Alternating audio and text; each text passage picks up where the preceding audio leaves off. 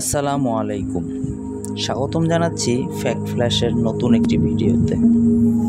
আজকে আমরা জানব বাংলাদেশের দক্ষিণে অবস্থিত সুন্দরবন সম্পর্কে। বাংলাদেশ ও ভারতের পশ্চিমবঙ্গ জুড়ে সুন্দরবন বিস্তৃত। আয়তন মোট 10,000 বর্গ কিলোমিটার। এর মধ্যে 6,017 বর্গ কিলোমিটার বাংলাদেশে অবস্থিত এবং বাকি প্রায় 4,000 বর্গ কিলোমিটার এলাকা বাংলাদেশের পশ্চিমবঙ্গে অবস্থিত। সুন্দরবন পৃথিবীর সবথেকে বড় ম্যানগ্রোভ বন।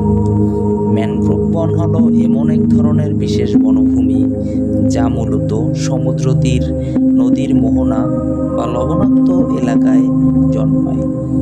এই বনভূমিতে জোয়ারে পানি ওঠে, আবার ভাটায় পানি নেমে যায়। ম্যানগ্রোভ বনের গাছগুলো লবণাক্ত পানি সহ্য করতে পারে। তাদের শিকড় সাধারণত মাটি ভেদ করে পানির উপরে কয়েক ফিট পর্যন্ত উঠে যায়। বাংলাদেশের খুলনা, সাতক্ষীরা, বাগেরহাট, পটুয়াখালী ও বরগুনা জেলায় বিস্তৃত সুন্দরবন।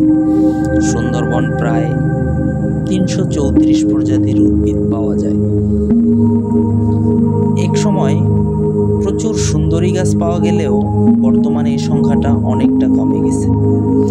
সুন্দরবনের নামকরণ করা হয়েছে এই সুন্দরী গাছের নাম অনুযায়ী এবং যত ধরনের বৃক্ষ পাওয়া যায় সব বৃক্ষের মধ্যে বৃক্ষরাজ বলা হয় এই সুন্দরী গাছকে, যদিও বর্তমানে এই গাছ অনেকটা কমে গেছে।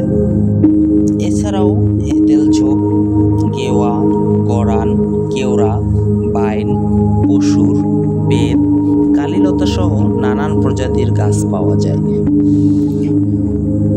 সুন্দরবনে প্রায় 400টিরও বেশি নদী বা খাল আছে। এ নদীগুলো গঙ্গা, ব্রহ্মপুত্র ও মেঘনা নদী থেকে উৎপন্ন হয়ে বঙ্গোপসাগরে গিয়ে মিশেছে। শিবসা, পশুর, রূপসা, ভৈরব, বলেশ্বর, গোলমারি, জামতলা, রায়মঙ্গল সহ আরও অনেক নদী বিস্তৃত সুন্দরবনে। এর মাঝে রায়মঙ্গল, কালিন্দী, হরিহর ভারত ও বাংলাদেশের সুন্দরবনকে পৃথক করেছে। বলা যায় তারা সীমানা নির্ধারণকারী নদী। সুন্দরবনে প্রায় 210 প্রজাতির মাছ, 24 প্রজাতির চিংড়ি, 14 প্রজাতির কাঁকড়া, 12 প্রজাতির কচ্ছপ ও 36 প্রজাতির শামুক সহ প্রায় 300-রও অধিক জলজ উদ্ভিদ পাওয়া যায়। খাল, নদীতে হামেশাই দেখা মিলবে কামড়, কুমির ও বিভিন্ন ধরনের চিংড়ি মাছের। সুন্দরবনে প্রায় 315 প্রজাতির পাখি পাওয়া যায়। শীতকালে সাইবেরিয়া থেকে প্রচুর পরিযায়ী পাখি আসে। এছাড়াও সুন্দরবনের বিভিন্ন জায়গায় মাছরাঙা, বক, শকুন, ঈগল, টিয়া, মদনটাক, গাংচিল, পেঁচা সহ নানান প্রজাতির পাখি পাওয়া যায়। এছাড়াও সুন্দরবনে প্রায় 242 প্রজাতির জলজ প্রাণী, স্থলজ প্রাণী পাওয়া যায়। রয়্যাল বেঙ্গল টাইগার, বিভিন্ন প্রজাতির বানর, অল্প কিছু লেপার্ড, গুইসাপ ছাড়াও বিভিন্ন প্রজাতির সাপ পাওয়া যায়। সুন্দরবনের সবচেয়ে সুন্দর প্রাণী বলা হয় হরিণ ও বাঘকে, যে বাঘ রয়্যাল বেঙ্গল টাইগার নামে পরিচিত। সুন্দরবনের সবচেয়ে আকর্ষণীয় ও সুন্দর প্রাণীটির নাম রয়্যাল বেঙ্গল টাইগার। সুন্দরবন ছাড়াও নেপাল, ভুটান, মিয়ানমার সহ আরও কয়েকটি দেশে বেঙ্গল টাইগার পাওয়া যায়।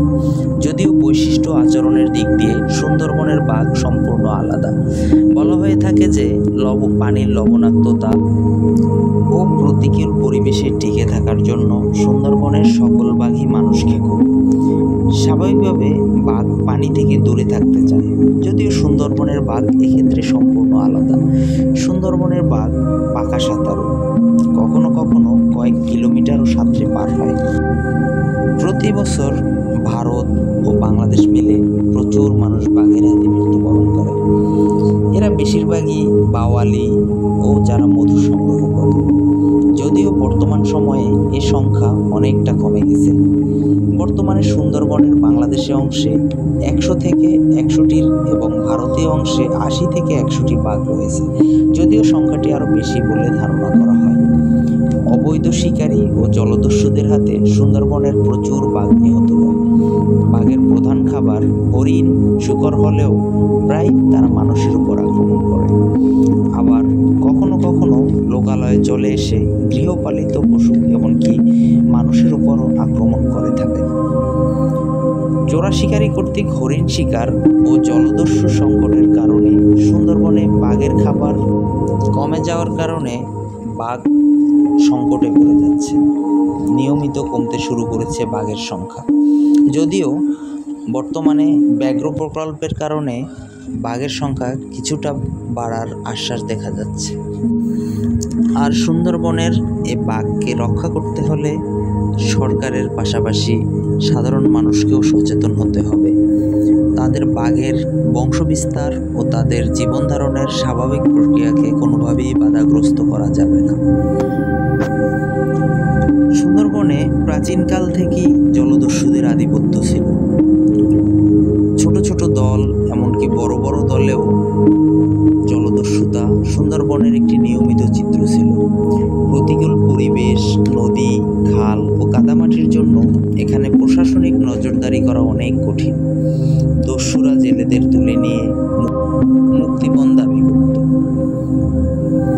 সাত্তার বাহিনী, মাস্টার বাহিনী, বড়বাই বাহিনী সহ নানান ডাকাত দল সুন্দরবনে ত্রাস সৃষ্টি করেছিল। তবে সাম্প্রতিক মহসিনুল হাকিম নামের একজন সাংবাদিকের ঐকান্তিক প্রচেষ্টার ফলে ও প্রশাসনের সদিচ্ছায় 2018 সালের মধ্যে প্রায় সকল জলদস্যু বাহিনী প্রশাসনের কাছে আত্মসমর্পণ করে। সাময়িকভাবে সুন্দরবন ডাকাতমুক্ত হলেও 2024 সালের শেষ দিক থেকে ছোট ছোট কয়েকটি ডাকাত দল আবার তাদের কার্যক্রম শুরু করে। সুন্দরবনের সর্বদক্ষিণে বঙ্গোপসাগরের তীরে দুবলার চর অবস্থিত। প্রতি বছর নভেম্বর থেকে এপ্রিল মে পর্যন্ত এখানে জেলেদের অস্থায়ী বসবাসের অনুমতি দেয়া হয়। জেলেরা এখানে শুটকির উৎপাদন করে থাকে। দেশের সবচেয়ে বড় শুটকি বাণিজ্য এখানেই হয়ে থাকে। সুন্দরবনের লক্ষ লক্ষ মানুষের আহার যোগায়। বাওয়ালি, মাওয়ালি, জেলে, কাঠুরে সহ নানান পেশার মানুষ। দুবলার চরে লক্ষ লক্ষ মানুষ তাদের শুটকির কারবার করে থাকে।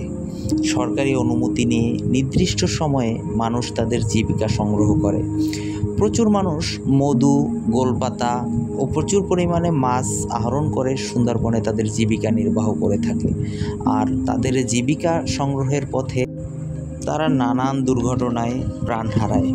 বাঘ, জলদস্যু, সাপ, কুমির ও বিভিন্ন ধরনের বিপদে ভরপুর সুন্দরবন। অনেক সময় সুন্দরবনে হারিয়ে অথবা পানিতে ডুবে অনেক জেলে মারা যায়। সুন্দরবন দেশের সর্বদক্ষিণে ও বঙ্গোপসাগরের পাড়ে অবস্থিত হওয়ায় প্রতি বছর ঘূর্ণিঝড়, জলোচ্ছ্বাস সহ শত রকমের প্রাকৃতিক দুর্যোগ থেকে বাংলাদেশের মূল ভূখণ্ডকে আঁকড়ে রাখে। তারা বুকে করে বাংলাদেশের সকল বাধা বিপত্তি নিজের উপরে সহ্য করে, যার জন্য বাংলাদেশ প্রতি বছর অনেক ধরনের ক্ষয়ক্ষতি হওয়া থেকে রক্ষা পায় এবং সুন্দরবন নিজেই নিজেকে রক্ষা করে, নিজের বুকে আগলে রেখে বাংলাদেশকে ছায়া দিয়ে যাচ্ছে নিয়মিত। তাই বলা যায় বাংলাদেশের জন্য সবথেকে বড় প্রাকৃতিক সম্পদ হলো সুন্দরবন, আর সুন্দরবন নিজেই নিজেকে রক্ষা করতে সক্ষম।